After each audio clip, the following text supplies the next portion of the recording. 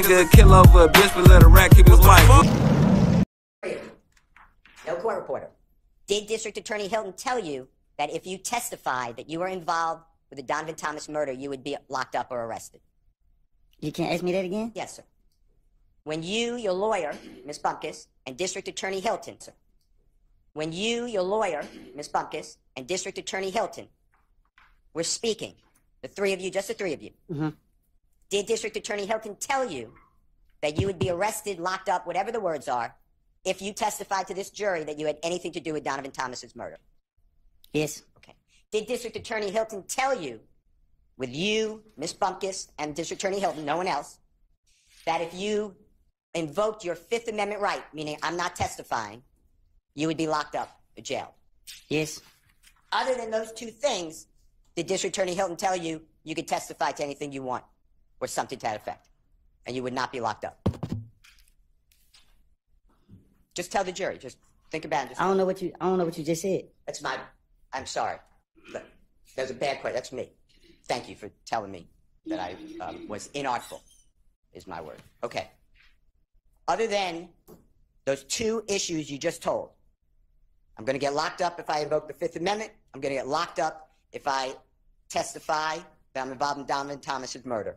Other than those two. So if you don't say those two things, then your use immunity kicks in and you would not be locked up for anything else you testified to. Is that how you understood it? Yes. Okay. Now, did you ever ask District Attorney Hilton, why can't I testify if I'm sworn to tell the truth about being involved in Donovan Thomas's murder? Did you ask her why did she exclude that? What you mean?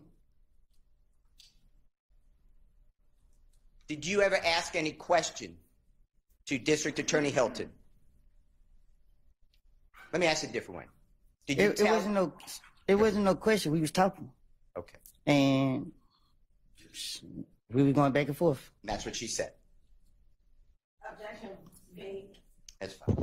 That's fine. Sustained. All right. Let me ask you some questions.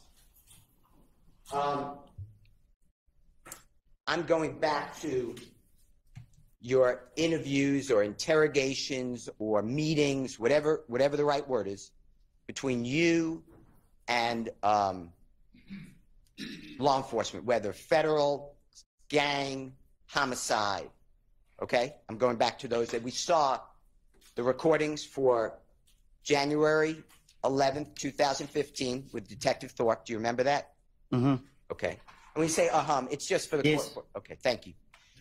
The jury saw the meeting or interrogation, whatever, the conversation on January 28th of 2015. Do you remember that? Yes. The jurors saw the meeting or conversation on February 20th, 2015. Do you remember that? I remember all the interrogation that they showed me. Okay. And then the last one would be February 21, the next day, 2015. Do you remember that? Yes. And I misspoke. When I said the last one's really June 10th, 2015. You remember that one? Yes. Okay. I'm referring to those, and I'll make it clear which one I'm talking about.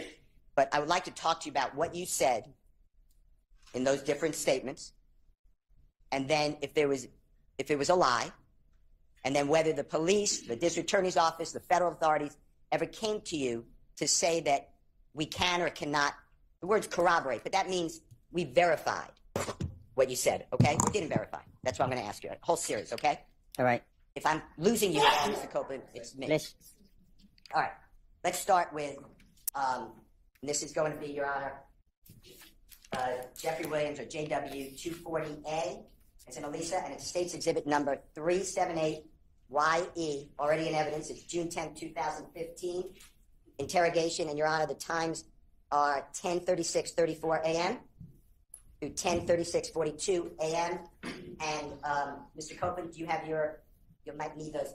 What I'm going to ask you is a series of conversations with the police, different police officers, detectives. Mm-hmm. And I'm going to go over what you said, and then I want to talk to you about that, okay? The first one that I just announced is the detective asked you, what started it off? Was it really about a windshield? And you answered, no, nothing thug, it's something personal against each other. I want you to hear that, make sure that's what it said, okay? What started it off? Was it really about a windshield? Nope.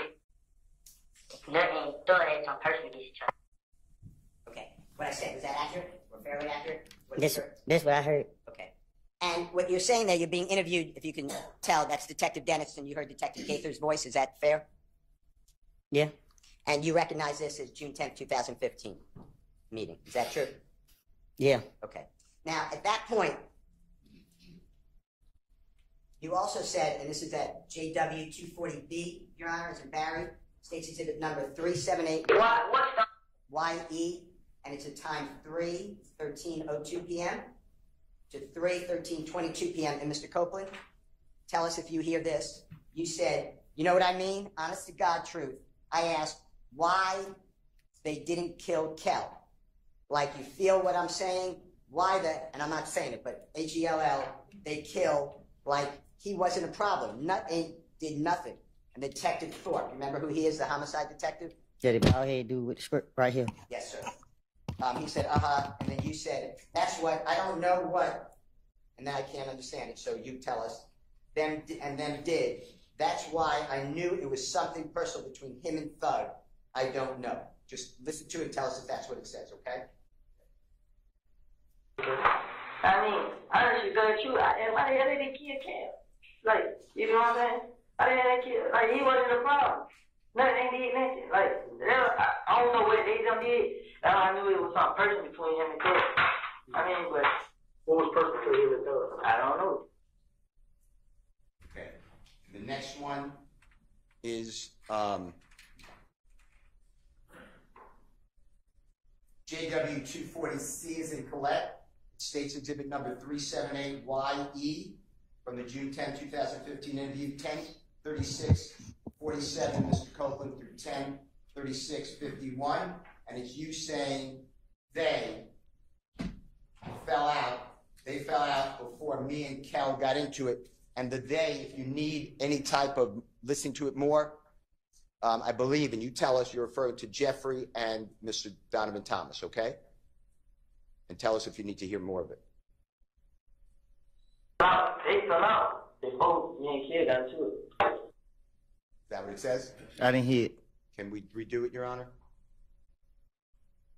Is that okay? They fell out before me and Kel got into it. Does it say that they fell out, meaning Jeffrey and Mr. Thomas, they fell out before me and Kel got into it? Is that what you heard? I just heard something about me and Kill. I didn't hear what I said before that. All right. Well, the jurors can make a determination, so that's great. Whatever you hear, okay? And the next one is JW241A. That's State's Exhibit number 378Y. A is in Elisa. That's at 3:01:37 a.m. to 3:02:52 a.m. And Mr. Copeland, this is January 11th. This is about 6-7 hours, 8 hours after Mr. Thomas has got the big shot. Okay? So this is the morning of January 11th, the next day, Sunday morning. Okay? 2015. And Detective Thorpe, you remember being with him that day? January 11th, 2015? I don't remember the date, but that's who questioned me. Okay. And on here, just tell us if you hear Detective Thorpe saying, what made you want to pull you into this situation? And you said, me and him had a problem in the club. Kel, they say, is the little brother. Me and him got into it at the club, probably about no longer than 4 months. So 4 months before January 2015. Just listen to it, make sure that that's what it says, okay? Tell me exactly what you know dealing with this situation. Like now, no, everything. Tell me everything. What made people want to pull you into this situation to happen? Okay. Me and Kel.